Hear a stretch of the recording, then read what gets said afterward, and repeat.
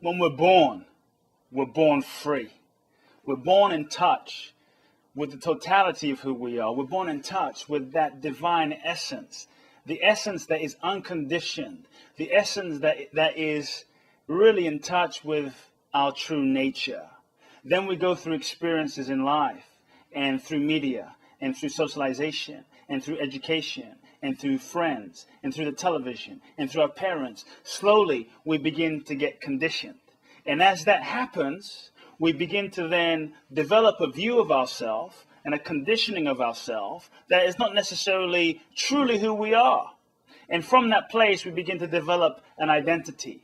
And we begin to start seeing life through a certain reality. We begin to start seeing life through certain lenses. So we develop these lenses, a way of perceiving, a point of view, what we think is reality, a way of seeing the world, like, wow, everything is yellow. And we think that the way we're seeing the world is reality, but the way we're seeing the world is through our lens that's been conditioned. And we often think we're free, but we're not necessarily free.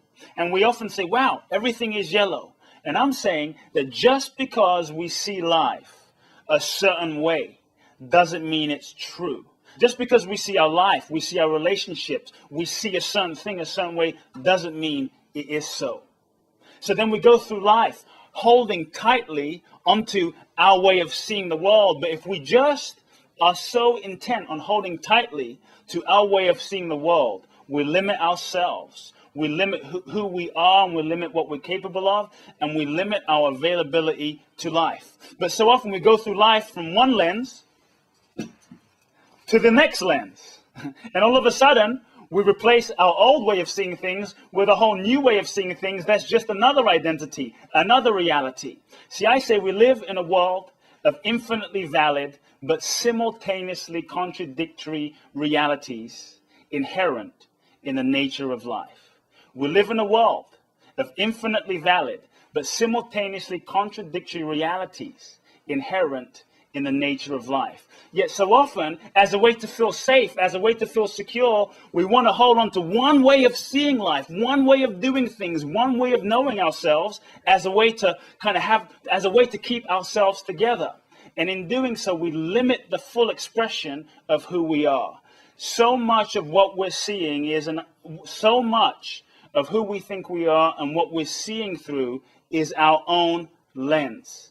And it's time to question that lens, to be willing to put that lens down, to take it off, and to start seeing ourselves and to start seeing our lives and who we are with clear eyes. So how we're seeing life will then determine how we see ourselves and our own reality of each moment. Yet through the lens we see, we then start to develop a way of seeing ourselves. We then start to develop a perception of ourselves. And we then start to label ourselves and condition ourselves a certain way. All of a sudden, we start attaching labels to ourselves, thinking these labels are who we actually are.